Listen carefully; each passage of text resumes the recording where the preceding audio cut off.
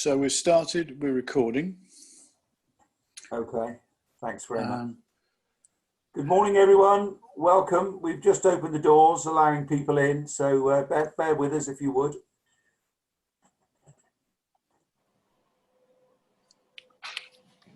Hello, Paul. Good morning, good morning. Sorry I'm late to join you guys. Don't worry, you're the first. I'll finish drinking my coffee then. Is that one of your projects in the background there, Paul? It is, Andrew. That was in Croydon. That's There's been a very bad incident in Croydon this morning, hasn't there? Really? No, I hadn't heard that. What's that? Officer, yeah. What is it? The shooting of a police officer. Oh, really? Yeah. Morning, Nick. A custody centre, so it'd be interesting to know how he got into that with a gun. Is that right? I hadn't heard that. That's what they said. Good morning, Jane. Good morning, Nick. Morning. Morning, everyone. Morning, guys. Morning.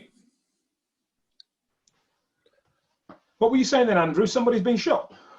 In Croydon, a police officer, yeah, I believe. I haven't picked up too much. I was actually listening to my son on BBC Radio Leicester. Okay. Who was interviewing Mel C.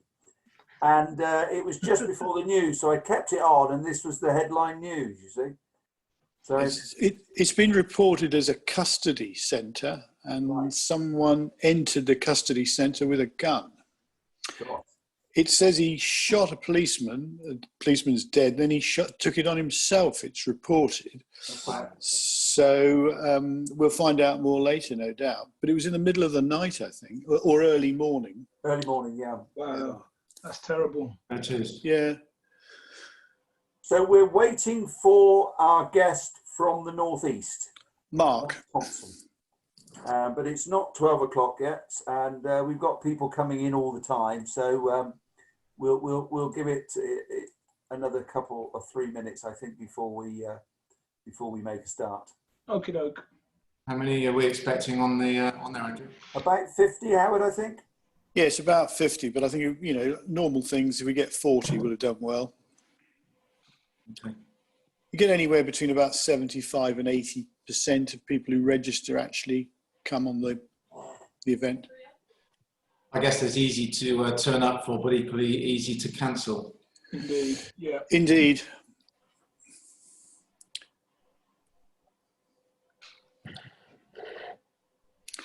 Has anybody been involved in any of the online conferences over the last couple of months? I've just had a note from Katrina to say that Mark wasn't sent the link to sign in.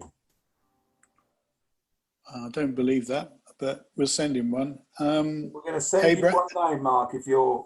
Okay. Abraham, can you quickly pop one over?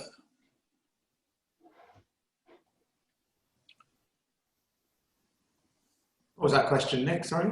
So I was just saying, because one of my friends is an organizer for conferences, and they've taken all of their conferences online, and they've seen an increase in the attendees as opposed to face-to-face. So I was just keen to find out if anyone else had experienced that.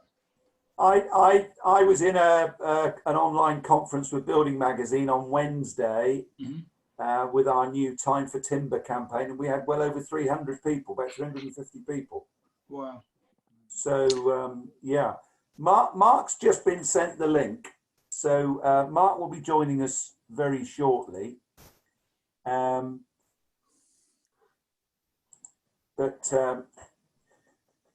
do you think perhaps, Howard, we ought to make a start, and then we could let Mark come in as soon as he arrives?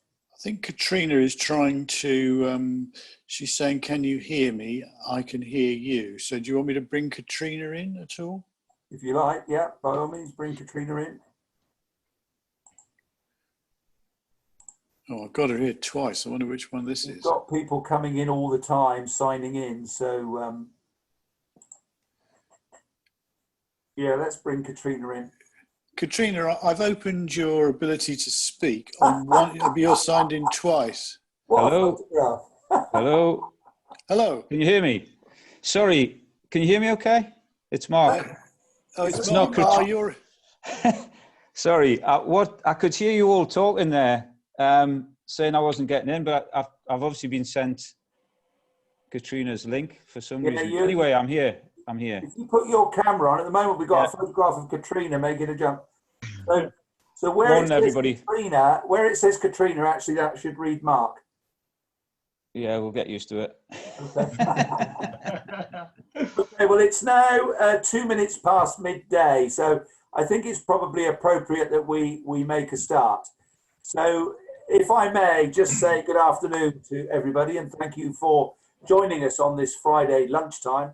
This is one of a regular set of webinars that we've been organising since mid-March, since the lockdown, initially on COVID-19 topics, but more recently we've expanded those topics to cover important issues like net zero, like social value, like quality and so on. Today is a first because what we thought we'd do in the autumn and beyond is every month have what we're calling a State of the Nation webinar. These webinars are brought to you by the Structural Timber Association, of which I'm Chief Executive, but also Constructing Excellence. And Constructing Excellence in 4 different regions. So the Southwest and the Midlands, where I'm Chief Executive also, but also the Northeast and Wales. And so what we thought we'd do for these State of the Nation webinars is ask a representative from each of those CE regions to come and talk to us about their views on the construction industry at this moment in time. So much going on, and with change occurring at such a rapid rate, we thought that this would be a very good topic for discussion. And if you like, give us a stake in the sand at any given time. So the idea is to get 4 different geographic views on life from 4 different parts of the supply chain. And I'm delighted to say today we have Paul Richards, who is representing the Southwest. Paul is MD of Aquarian Cladding Systems and is also a board member of CESW. Jane O'Leary is representing CE Wales. Jane is the 21st Century Schools Programme Manager with the Vale of Glamorgan Council. Representing CE Midlands is Nick Baxter. Nick is CEO of Baxter Williams, and I had the pleasure of meeting Nick for the first time a couple of weeks ago, where we just managed a face-to-face meeting, Nick, didn't we, at Gloucester Services, which is in fact my favourite services in the whole of the UK. And Nick is an ex-professional rugby player with Worcester. So we had a great chat about sport and then about 5 minutes on construction, I think.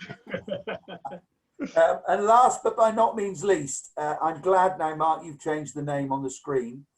So thank you for doing that. Mark Thompson is representing the Northeast, and Mark is a managing partner of Ryder Architecture.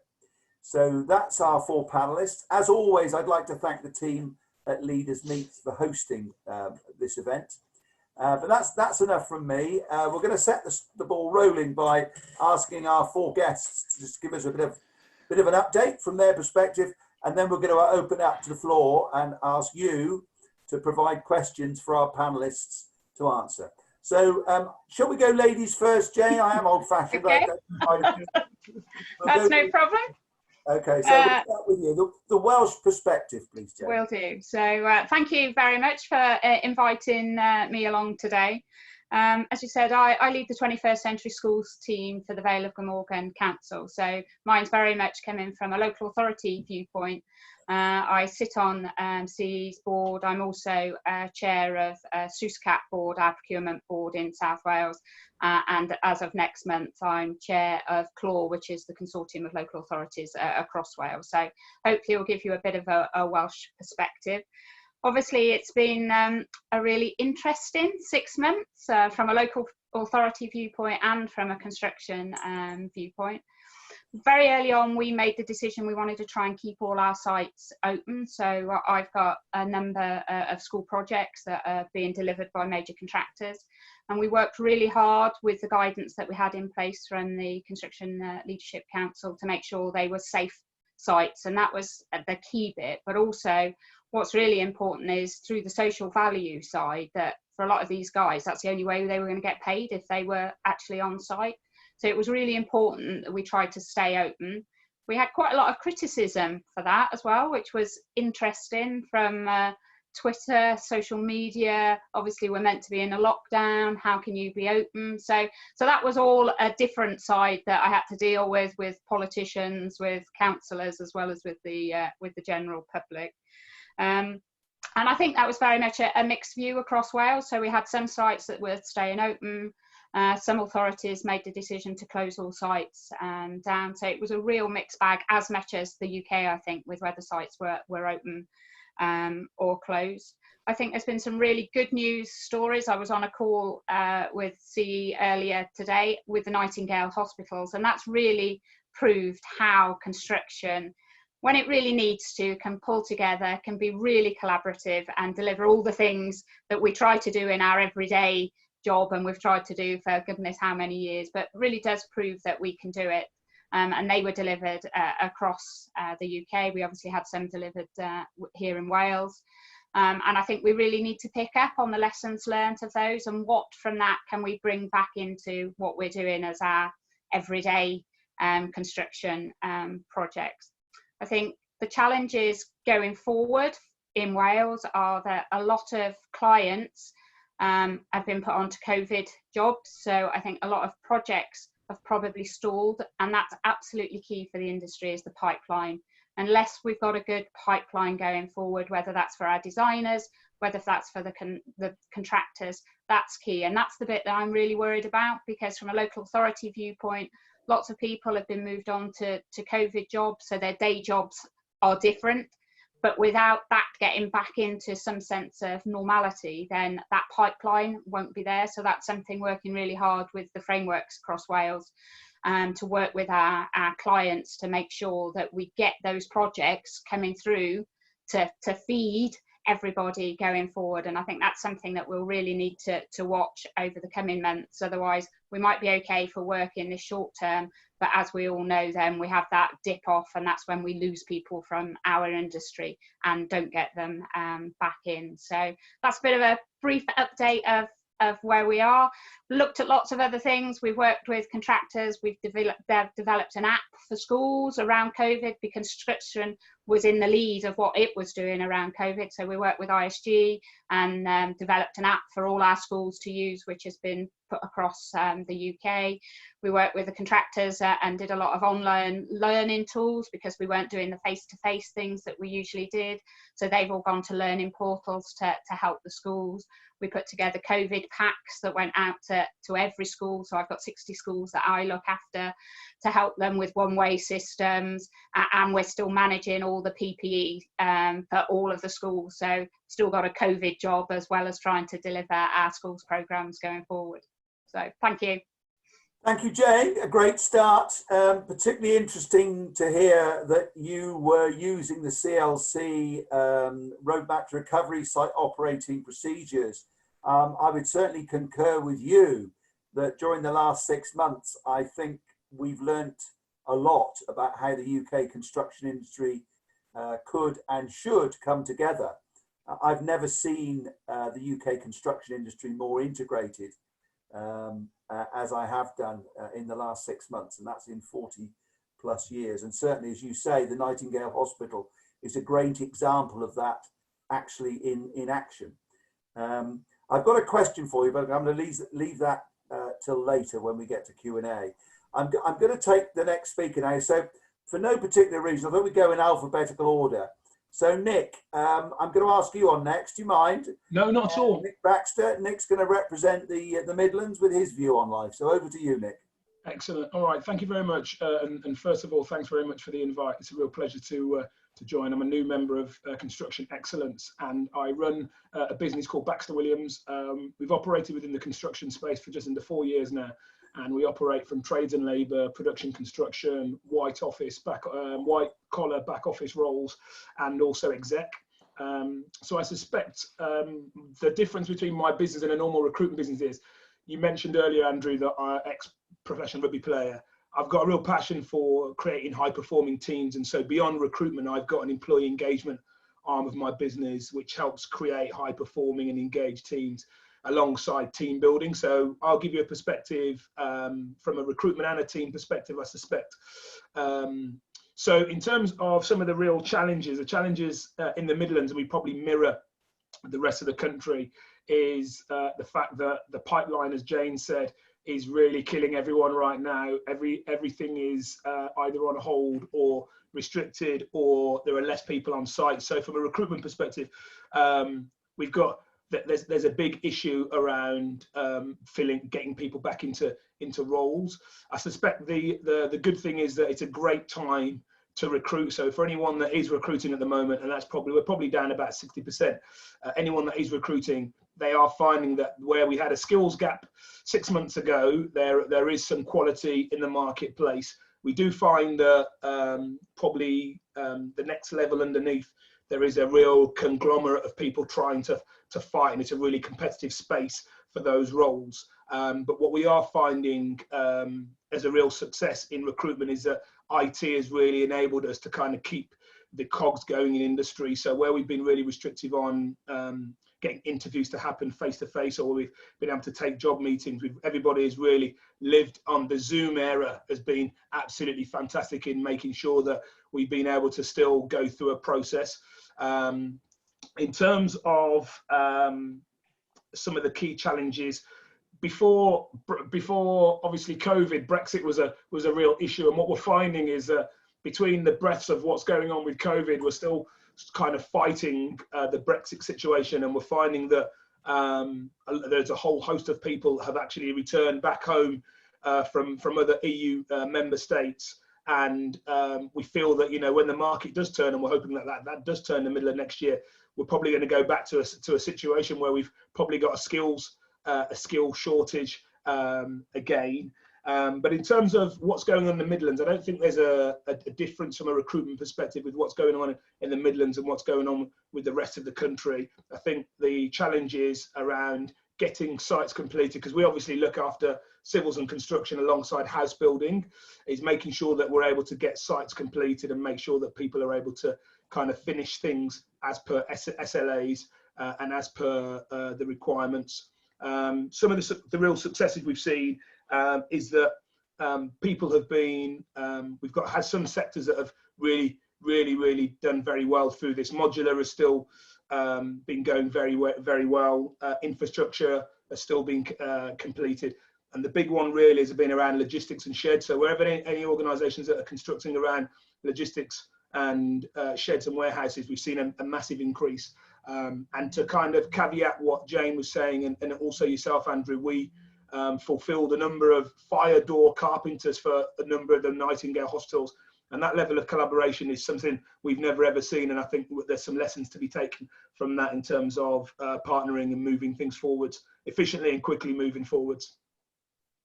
Brilliant. Thank you, Nick. Thank you.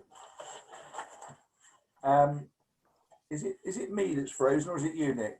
No, I'm still there. Yeah. Oh, I thought that was. I've never seen you static before. That's still for 2 seconds. So I am most impressed with the fitness bicycle behind you.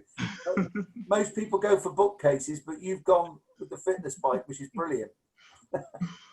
So, I've got the bookcase as well. Yeah, don't worry, I don't go for bookcases. I have photographs of me in musicals behind me. Awesome. That's what I'm missing more than anything. Anyway, look, before we digress too far, I'm going to ask Paul Richards if he would be next alphabetically to represent the Southwest. Thank you, Andrew. His position from the supply chain. Thank you, Paul. Thanks, Andrew. And thank you very much to you, Andrew, and to Howard for inviting me to join you today. So Aquarian Cladding was formed the company 13 years ago. We're a distributor of cladding systems. We import them from Europe. We have predominantly brick cladding systems. You'll see an advert behind me, and a terracotta rain screen based here in Clevedon. We've also got an office in Winchester. Majority of our business is in the south. And so not only have we had to contend as a business with coronavirus most recently, but also Brexit, which is coming, if it's not already here, but obviously for us as a cladding distributor, the impact of the tragedy at Grenfell. So I've written 3 business plans in that 13 years, and none of them included under the T list the threats of any of those on our business. And so, you know, we've seen the euro go from 70 pence to 90 plus pence. We've got a European partner that's been insulted by our stance as a country on Brexit. We've obviously still waiting for clarity on the processing and the duty from January, which I hasten to add is October next week. So we've only got 3 months more to go before that becomes a bit clearer. Pre-Grenfell, our brick cladding system from Belgium, you could probably fairly describe as a market-leading product due to its speed of build, cost and weight. We'd fire tested it, BBA certified it, CWT tested it, etc. But regardless of that, because of a variety of reasons, I would argue political as much as scientific, there was a decision to ban all combustible materials, despite the fact that some are more combustible than others. So we've had to deal with that, and so essentially all of these issues are, I guess, are decisions that arguably are challenging not only the politicians but the scientists, business, and society. And so, you know, for us as a business, we've been dealing with not 1 or 2, but 3 headwinds. And that's, I didn't even mention the financial crash in 2008, 2009. Of course, we started in 2007. So, you know, in 13 years, what I've learned is that nothing ever stays the same, and it's very difficult to predict what's just around the corner. In fact, the US Army had an acronym for it, VUCA, that they developed after the Cold War: volatility, uncertainty, complexity, and ambiguity. And I think they've pretty much nailed that in terms of what we as businesses are trying to deal with right now. Never probably has it been more volatile, uncertain, complex, or ambiguous. And that makes it incredibly difficult for all of us as leaders of our businesses, as employees of businesses, and knowing what to do next. And of course, that's going to have an even greater impact as we see the changes in employment potentially coming forward. So that's the backdrop, if you like. Those are the reasons why I have no hair. You'd never believe I was 25. But the good news is that we as a business have been able to hold on to all of our staff. We've not made anyone redundant. We've not furloughed anyone, and our focus has been on looking after staff. And if we look after staff and get that bit right, then they'll look after our suppliers and our customers. So that's where our focus has been on our relatively small but agile team to try and stay positive, support each other with all these headwinds that are going on. We're trying to nurture the younger talent that we've got and learn from the wise old heads that we also got within the business. And what we're finding is that by supporting each other, actually, strangely, there are more opportunities that we're finding, because we're going into our day with a slightly more positive attitude than, the kind of the news flashes that we're finding, popping up on phones, popping up on iWatches, popping up on just about anywhere you want, the 24/7 news flash of bad news that we're being fed at the moment. So, by looking after each other, we're trying to get each other through all of that bad news. And the good news for somebody that supplies off-site manufactured solutions is that Boris wants to build, and his preference is to do it all off-site. So the great news for us is that with new materials, new processes, improving buildings, improving the design, sophistication, I guess, with digitization and all those other things, there's an opportunity to be seized like never before, to be making decisions that I think maybe arguably we may have not been brave enough to make some of these larger step changes that we're now arguably being forced to make as a result of the changes being forced upon us. So we're trying to seize it, we're trying to stay positive and trying to stay focused on it. And what we're seeing is, as I said, we're seeing opportunities. In the education sector, we're still busy. with the DFE announcing recently the £3 billion package for off-site manufacturing. And incidentally, I was at the Offsite Awards online the other day, and they were the client of the year. And the winner of winners was an MOJ project, a large prison that Keir built over in Wellingborough. So government is putting its money where its mouth is. It is talking about build, build, build. It is talking about off-site manufacturing as a way of being able to build our way and do things differently out of the challenges that we have in front of us. And it's a shame that the awards were going to be backed onto the Offsite Expo that we were at last year, and it's a shame really, because it would have been a fantastic tonic to have been able to attend it again this year, because that really was there was a real buzz of excitement and opportunities that we certainly came away thinking, you know, we're absolutely in the right place as a business to be able to service it. So we've looked at how can we service it, how can we add value to what we do. We're looking at digitization. We're looking, so for example, we're hoping to release an app fairly shortly with our approved installers. And we're looking obviously at do we need to be getting up at 6 o'clock in the morning and getting home at 7 o'clock at night by traveling to meetings? Obviously not, because nobody wants to see us. So instead we're doing it via Zoom and trying to look at how can we best use digitalization to present, to be able to inform and still provide the service that is required, probably more than ever, of a supplier to help architects to steer their way through the changes with building safety future and all these other issues that are cropping up post-Grenfell. I think there's a greater role for well-informed, well-educated suppliers that take what they do very seriously, as opposed to stack it high, sell it cheap. And I think that if we seize upon some of the opportunities available to us, then I think that we will come through this and out of it stronger. Just one last thing that we've done as well is that I'm probably more proud of than anything else is that we fairly recently appointed a mental health champion within the business, because never before has it been more important to be aware of the stresses and strains on our mental health. We've got our first newsletter went out earlier this week with you know, a few bits and pieces and links. There's a link to a Ruby Wax presentation on TEDx, which is fantastic. And so, you know, we're trying to be optimistic and positive despite what headwinds we're facing. Yeah, that's a little bit of an insight into a small but perfectly formed cladding company trying to import from Europe during coronavirus. Thank you, Paul, very much. Before I ask Mark to say a few words about the Northeast from his perspective as an architect, could I just remind those of you that are listening in to get your questions ready, because the whole idea of this is that we have a forum and that you pose the questions and that I put those questions then to our panel. And at the moment, looking at the Q&A box, it's empty. So that doesn't augur well for the next half an hour. So if you could get your thinking caps on, those of you in the audience, with some questions, that would be most useful. But without further ado, I'm going to hand over to Mark.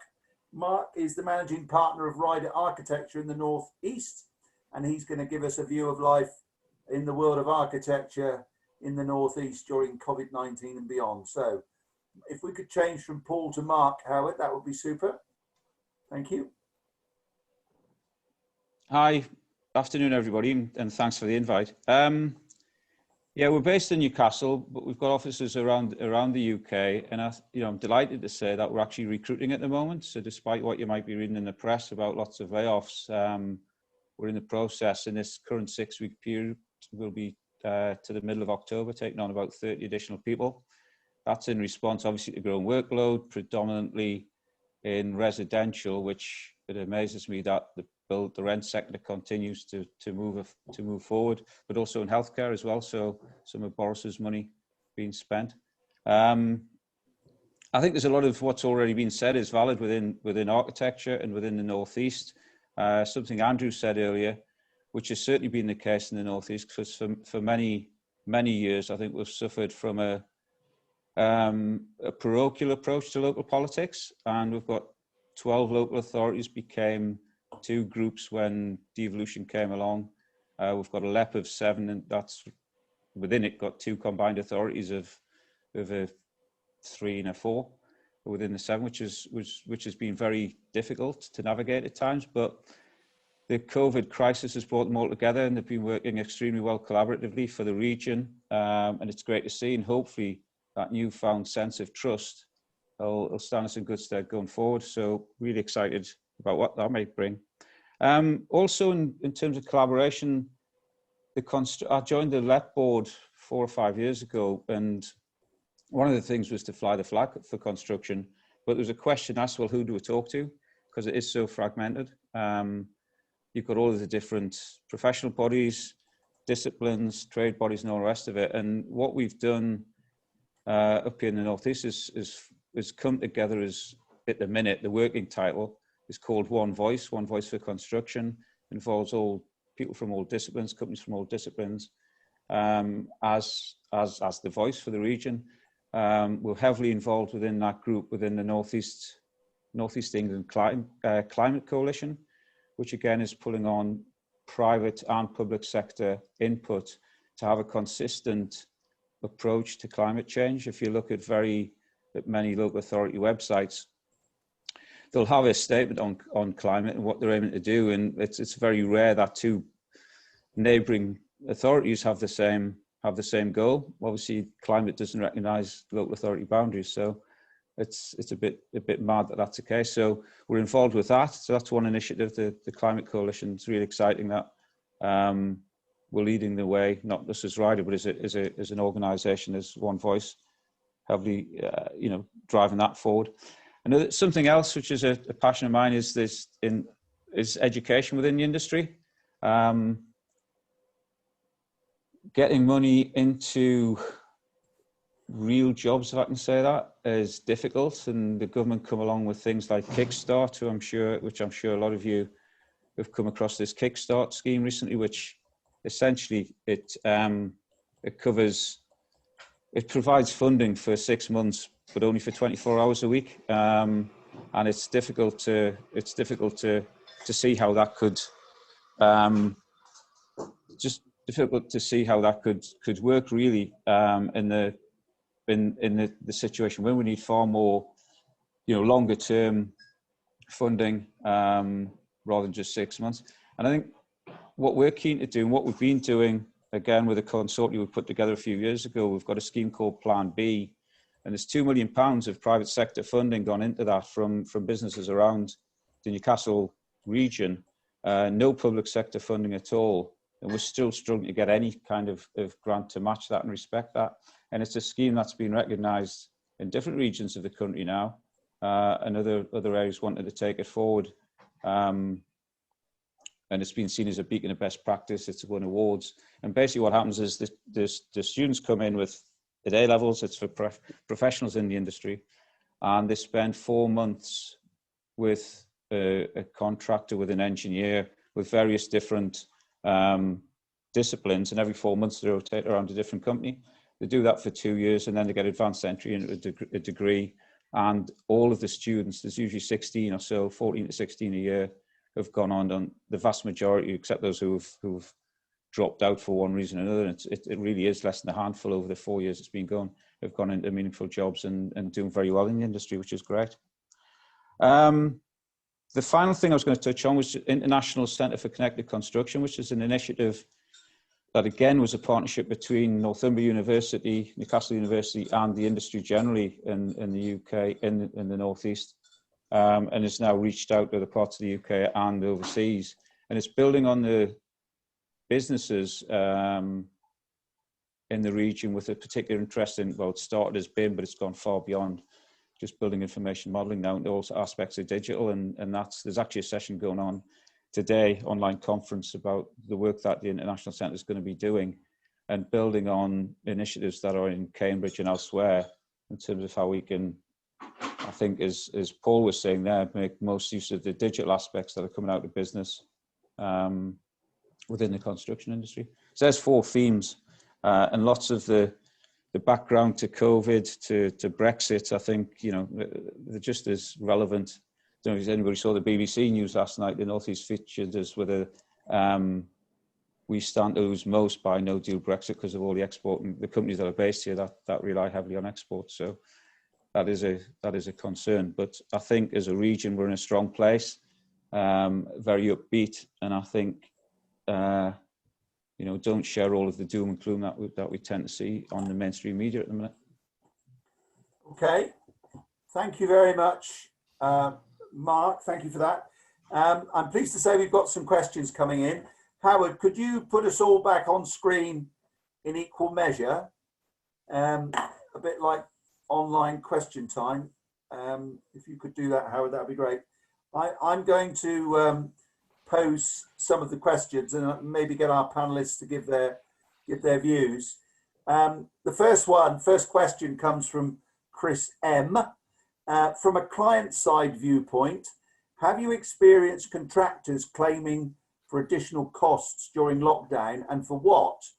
Equally, from a contractor's viewpoint, have you been claiming for anything additional outside of the original contract? So I think probably ought to ask our client, Jane, if you would perhaps answer that one.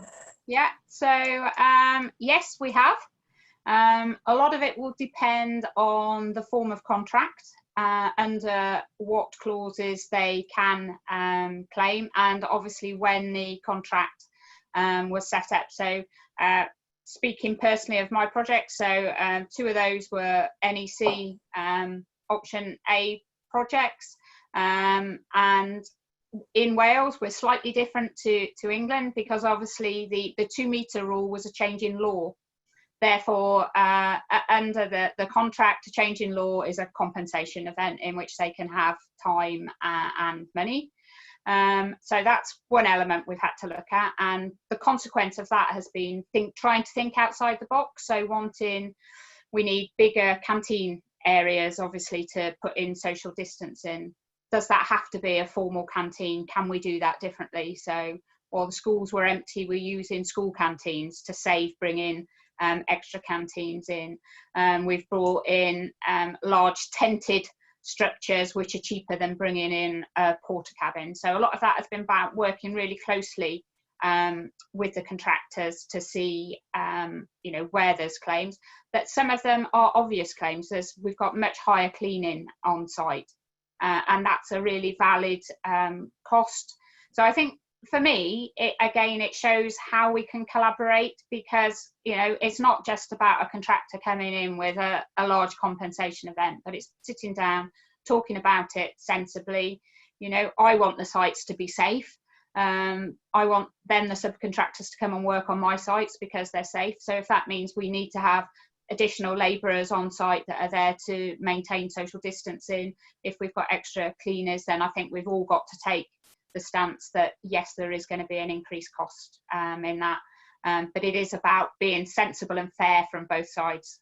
Yeah, and it's perhaps the opportunity to understand that we are working together towards an end goal, collectively and collaboratively. Yeah. And if we can learn our lessons, then hopefully this can go forward. We haven't got a contractor in the room, but we have got a subcontractor. So, Paul, would you just like to answer that question on behalf of the contracting team? That's a difficult one to answer, Andrew, really, because as a supplier, this has always kind of challenged me, really. That you have installers, don't you, as part of your team? Absolutely, yeah, we do, absolutely. We are a supplier, not an installer. We have an approved installer network of specialist cladding contractors, and they will certainly be challenged by some of these issues. It hasn't reached us as a supplier yet, and it generally doesn't, if I'm honest. Contractual arrangements are, and this is a very interesting one, again, in kind of the wake of Grenfell, if you like, that as a supplier, our responsibility is to supply materials fit for purpose, on time, and essentially that's our contract. What they do with them when they get on site technically isn't our contract. There is a duty of care, and that's where the issue, if you like, of Grenfell is, what on earth was somebody supplying materials to a site that they knew was highly flammable for use as it was, and so as a supplier, we actually, contractually, we don't get affected in the same way. We just got to get materials down on time.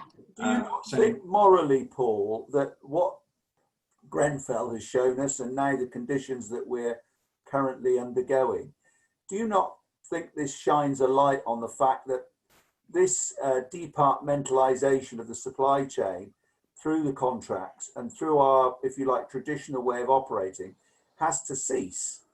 Do you not think that once we're all involved in a project, from client right through to the supply chain, we all have a responsibility, and we couldn't, sorry, we can, but we shouldn't walk away from that responsibility? And that's why, I remember 20 years ago, post Egan, we were talking about virtual teams, putting it together with pain gain and all this sort of thing. Do you think we might be moving towards that because needs must? I agree entirely, Andrew. And you're aware the work that I've done with the procurement team here in the Southwest with the getting better outcomes about the whole engage with the supplier, because nobody knows the product better than the supplier. It's their product. We don't know anything about anyone else's, but we know everything about ours. And if we don't, we should. And if we don't, we shouldn't be involved. So I agree entirely. But there's a culture whereby quite often we're the last one to be kicked, we're at the bottom to be kicked in the supply chain or the food chain. I'll give you an example, and it still goes on today. I'll give you an example. A colleague of mine was asked to do a CPD online the other day, a webinar to an architect's practice, and we thought, great, chance to further their CPD and education in the complex world of cladding, etc., etc. There were half a dozen faceless people on the online webinar. Not one comment, not one thank you, nothing at all from that, and it felt like a use and abuse. And it's you weren't buying the sandwiches, Paul. I said that was my response, Andrew. At least you didn't have to travel into a centre of a city, set yourself up, and then have the same response, and then come home. Now, of course, you could argue maybe it was the style of the presentation, etc. However, it's not uncommon in my 30 years of experience, or 30 plus years of experience, that we're seen as as not a part of the team, but purely a supplier. And I genuinely hope that Grenfell's going to change that. Okay, I'm going to move on because we've got lots of questions coming in now, which is great news. I'm going to pose the next question to Nick and Mark, so be prepared. Do you think the tremendous challenges we face will finally change construction's deeply embedded culture? So, who wants to be Nick or Mark? Mark. Yeah, I think, well, history doesn't suggest it will. I think I'll class myself in the generation that's fair. You mentioned Egan, Latham, and all of that government-sponsored hot air over the years. And my generation, as a leader in a business for 30 odd years, will fail to deliver that change. And I think it's personally, and that's why one of the reasons I started Plan B, is it's the way people are educated. If we educate people in silos and not to respect the cladding supplier and the cladding specialist, where the money of the project manager QS rules, and the QS, the architect hasn't got a clue how much things cost, the QS hasn't got a clue how things are put together, and the builder doesn't respect the aesthetics and the well-being of the people in the building, then what chance have we got? It's also disjointed. So you're not too hopeful then that we might learn? Well, I don't know. My point is, you've got to change the education of the industry. We've got to train people and make people aware of the breadth of what each other does. In fact, it shouldn't be what each other do. We should all be capable of stepping in each other's roles from time to time. Yeah, you'll get people who are experts at the end in certain things like cladding, like structural engineering and the like. But I think if everybody was educated in a solid grounding of the built environment, or architecture, engineering, construction, whatever you want to call it, and then you specialize much later in the career. At the minute, if you want to be an architect, you basically got to decide at 16 whether you're going to do what GCSEs, A levels you're going to do, and then your career's formed. And you can't step from being an architect or a structural engineer or a contract manager to an architect. There's so many barriers, and I would get rid of all the professional institutions. And I would start again, because them and the universities are protecting their own little fiefdoms, and they don't want change. They absolutely don't want change. What about you, Nick? What have you got to say on the subject? So, you know, it's really interesting because when we recruit for certain roles within certain departments, there is a mindset and there is a predetermined thought process around how everyone does a job. And so, listen, we're going to recruit for this and we're going to make sure we do this right because these guys don't ever do it right. And so I think, Mark, I wouldn't be as Darren say it's not going to change, but I do understand that it is a real challenge. I think the big issue is all around comms. And so the big issues around comms, and if people talk, not just comms that come down from the top, from the CEO, and it filters through the business, around teams that talk and having ambassadors within certain teams and divisions and to talk to each other so they recognise what everyone does and recognises some of the challenges. What I will say, Mark, though, is that during lockdown and as we've come out of lockdown and during this pandemic, we have seen a bit more of a collaborative stance for people. People have become a little bit more human and a little bit more understanding about things falling over or things not being right. And I think as long as, you know what happens when we all have this collective unity where we say, well, listen, it ain't great, but we've got to get through this together. I just hope that when we do get through this, we don't lose that mindset, because of the collaboration, the partnership, the understanding, that's what we need to kind of see that utopian picture that you're talking about. I just wonder whether we've got the perfect storm that we never had previously. In terms of a crisis. We've had Grenfell, and straight away we're into COVID-19, and everyone I speak to is of the opinion that the post-COVID-19 industry can't be the same as the one we went in. I'm going to move on with another question, one, Mark, especially for you. Mark, you mentioned in education, it says here from an anonymous attendee, if any companies have a limited training budget, what areas do you suggest they spend their budget on? That's one specifically for you, Mark. How limited and how big the company, I don't know. I'd go back. Hello, Mark? Yeah, can you hear me? Hello? We're not hearing Mark.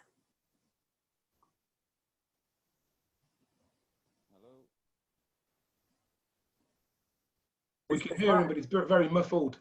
Yeah. Mark, you're very muffled. I haven't changed. Can you hear me now? No. I tell you what, while you get your IT sorted out, I'm going to go on to another question, which I'll pose to some of the others while we get you sorted out. What are the main barriers to greater collaboration you are facing in both in your region and your part of the value chain? So let's start with you, Jane, shall we, on that one? I think it's about everybody becomes too protectionist about their bit and don't want to be seen as a failure by trying to share problems. The only way we can solve any of this is by us all doing it collectively. In order to do that collectively, we've got to respect and trust each other so that we're willing to go forward with the problems that we've got, whether it's around budgets, whether it's around the politics that I've got from a client side, whether it's around supplies, whether it's around getting the materials in. So for me, that's the real value, is having a team that can trust and respect each other, but you've got to be willing to go in with that mindset. Yeah, I think you've hit the nail on the head there with the word trust. That's something that we're not good at. But also an understanding or an empathy of the other members of the team. Yeah. That's good. Have we got Mark back now? Can you hear me? Yeah. Yeah. So, Mark, I'm going to go back to that question on education. Yeah. So if people have got limited budgets for training, where would you specifically suggest or recommend they should spend their money? I suppose not knowing the business that's asked the question or the discipline, whatever it is, I would say at the moment, and it's already been referenced, there's two areas, and that would be what Jane's just been talking about. Really, behavior around trust and collaboration, and not just, empty words, really building trust and collaboration within teams. And the point Paul raised earlier that, many of us, I'm sure, have been investing in over the past 6 months, is in well-being and mental well-being in particular. Those are the two things I think.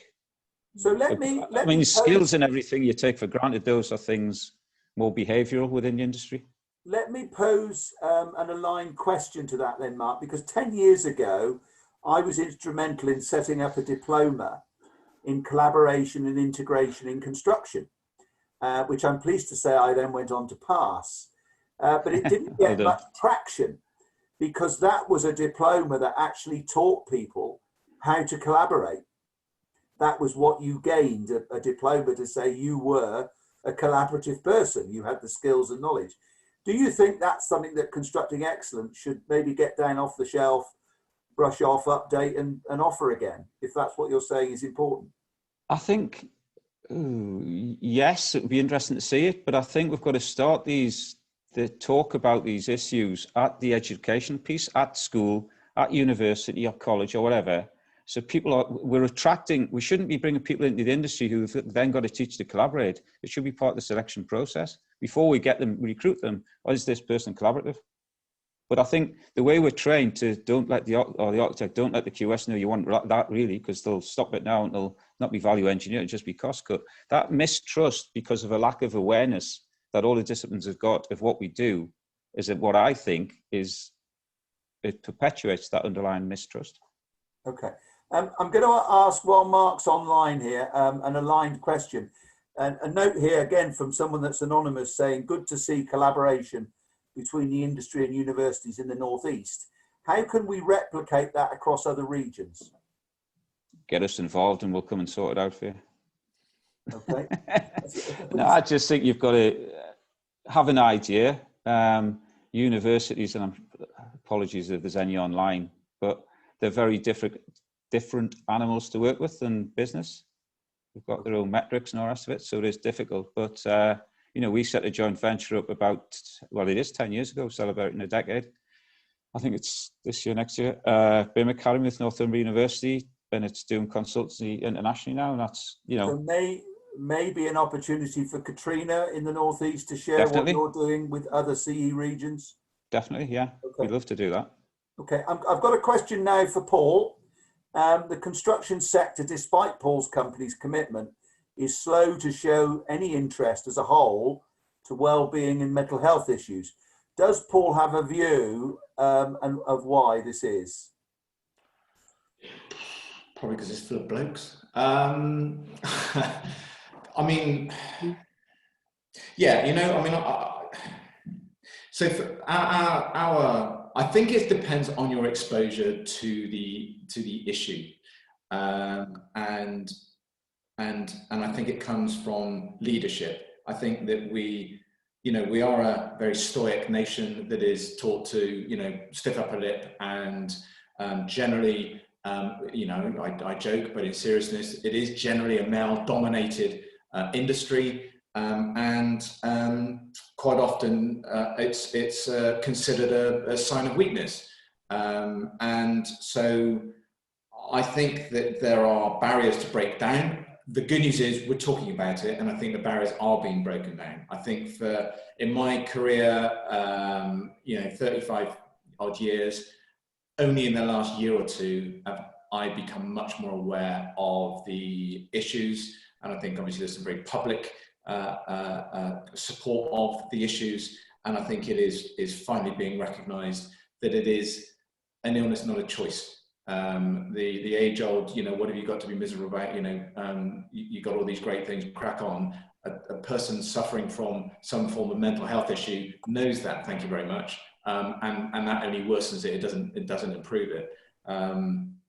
And I just think again, it's again very, very interesting that Mark touched on there. This is an education thing, just like financial prudence, things within our whole curriculum, collaboration, financial prudence, mental health. These are issues that should be being talked about at school as much as anything else. And it's a part of our psyche, part of our. We don't even think about it because we just get on with it in the way of, well, why wouldn't you? And I think I think we have to again look at the positives. There's no doubt about it. As a company, it wouldn't have been on our agenda a couple of years ago, but it is, and there are others doing it. And I know Howard is trying and to get some traction with the Mental Health Forum here in the Southwest. And again, maybe it's too soft for a lot of people, but honestly, if you don't get that bit right, it doesn't matter how good you are as any profession. You know, it doesn't matter what you know. If your mind's not on it and you're not in the right place for it, you're never going to be performing at your best. I mean, cards on the table, Paul. We have had trouble getting sufficient interest across the Southwest to get a meaningful thought leadership group together, which is disappointing. However, on the other hand, the Midlands are going great guns within CE and are just about to launch a how-to guide on mental health and well-being for any organisation that wants to look at the subject for the first time. So Howard and the Southwest are now joining forces with the Midlands to be able to offer that. And we will share that with all the CE regions, of course. There are very good business reasons for it as well, Andrew. So, you know, the hard stuff is just as important with this stuff. And, you know, we track, you know, illness like most businesses do. And we barely got sick days. Genuinely, we barely got sick days here. Testament to your way. I do believe that's the case. I do believe that's the case. And I genuinely think that staff, when they turn up, feel much, you know, are motivated to work and ready to work. We all have bad days, but we're allowed bad days. It's okay to have a bad day, but we don't turn it into into a big kind of issue. And yeah, absolutely. And we move on, and the next day will be a better day. The sun will shine, and off you go again. What was interesting for me, as you know, with my STA hat, I chair a lot of groups, and we had our erectors and installers group meeting this week, and for the first time ever in 10 years in the job, the issue of health and well-being was brought up. And the reason behind that was the way certain sites are behaving post-COVID-19. The message to me was that while some of the bigger sites are keeping to the site operating procedures, many of the smaller contractors are not. And the site erectors and installers are worried. And that was causing mental health issues. So it is real. I'm going to have to move on because we've got 3 more questions. Paul, I'm going to keep you on screen and then ask Mark to join you because the next question's for the two of you. Paul and Mark, how would you describe the relationships between architects and specialist contractors and suppliers? So let's have a supplier's view and then we'll get the architect's view. See if they concur. Mixed. Mixed. It feels like we're on the subs bench waiting to be called on to play, is the best way I can describe it. We know so much about our stuff. We are so keen to share that knowledge and help. Nobody wants to look at a building after it's finished and think, God, what an awful building. Everybody wants the best, even suppliers. And considering that, you know, the challenge is that difficult, I think there's a view sometimes that suppliers just employ opportunist salespeople. And of course, there are some out there. I would say generally that manufacturers or direct manufacturer representatives generally don't tend to. I think generally merchants that are generally not selling the product, but selling a different type, they're selling something different, they're selling a service, etc. Is slightly different. But even that, there are some very, very good ones out there too. So, but I think that, yeah, we just want, you know, I think we just want to be engaged with really, and those that do really benefit, you know, we can help them to, there's nothing worse as a supplier than turning up and seeing a problem on a job thinking, if only you listened, if only you listened, you know, or, and so, yeah. You never say I told you so, I'm sure. No. Try not to, Andrew, but it's difficult because the same old mistakes get repeated, and like I said, you know, architects know, you know, have to know a little about a lot, whereas we have to know a lot about a little, and I fully respect that. I don't sometimes think that it's reciprocated. I don't know what you think. Okay, Mark, what's your view from an architect's perspective? I'd agree with what Paul said. I remember years ago when I started at Ryder, and obviously it was before the real domination of design and build. We used to regularly have all the special suppliers coming in, helping with the details, advising the details, and then they could be nominated and all that type of thing. And, you know, that's just all changed, and it's too often a race to the bottom in terms of price. So I think it's interesting what you said about knowing a little about a lot and vice versa. But I think it comes down to the things that have already been spoken about trust and collaboration and respect for each other. And I know I'm sounding like a stuck record, but you know, you're going to change our culture much younger in your career.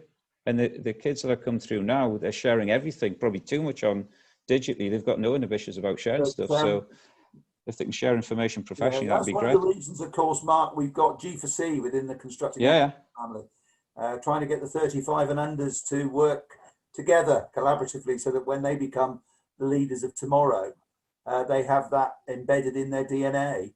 Yeah. Yeah. Just a quickie on your early days as an architect. I used to work for a company called Forticrete in those days, and I think your company used to use them. And one of the reasons that we had to stop giving technical advice because the specifications kept getting broken. So, Me Too products come along and we couldn't afford to do I think that's changing, Andrew. That's changing. I think with the changes again, following the Hackett review, etc. I think that's changing. I think that onus on design and build is likely to shift more towards getting it specified well in advance, part of planning, stage 2, etc., etc. I think that that's changing. Right, I'm gonna whip through the last. I don't want to let anyone down, so I've got a quick question for you, Jane. If you could be as brief as you can. Why are so many clients so wedded to single stage price competitive tendering? Because of risk aversion and the way a lot of authorities are set, that the people making the decisions haven't got that passed down to them, that delegated to be able to do it. So the easy option is to do what you've always done.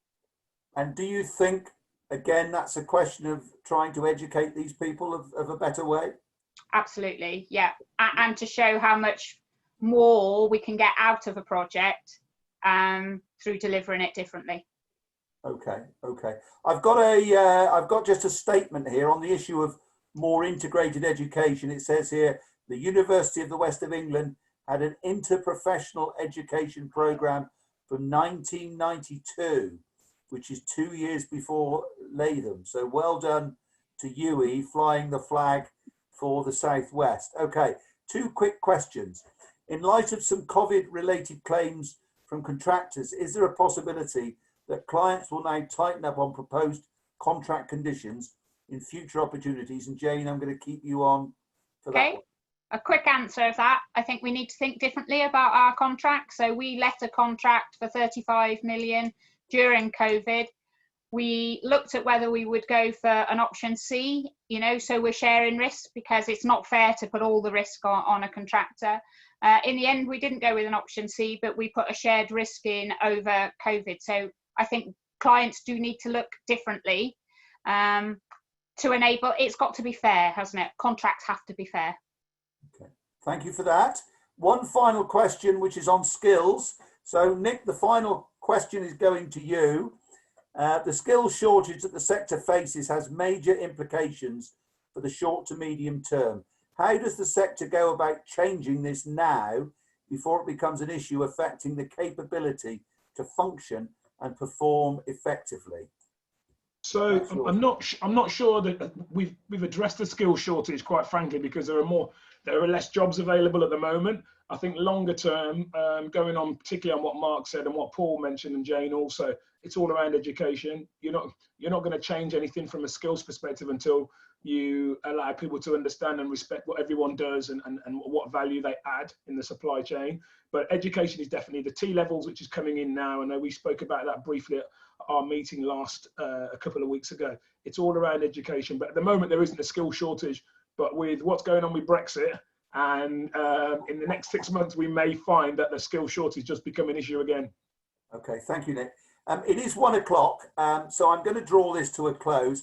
I would like to thank all our panelists, to Paul, to Jane, to Nick and to Mark. Thank you for giving of your time. Thank you for giving of your knowledge. I hope you've enjoyed the experience. I certainly have. It's the first time we've done one of these State of the Nation webinars. We do intend to do one a month. The next one is actually in 3 weeks. I think it is on the 16th of October. But next week, we're looking at housing. And in particular, we're looking at self-build and custom build, which is a growing proportion of building going forward. We're going to be looking at what that means in terms of mortgages, in terms of insurance, in terms of what local authorities need to do in terms of regeneration. So that's the subject for next week. But for now, I would like to thank our panelists. I'd like to thank Leaders Meets, and I would like to thank you all for listening. I hope you have a wonderful afternoon, a great weekend, and we will see you next Friday, same time, same place. Bye-bye now. Bye-bye. Thanks. Cheers, guys. Thanks. Cheers. Cheers.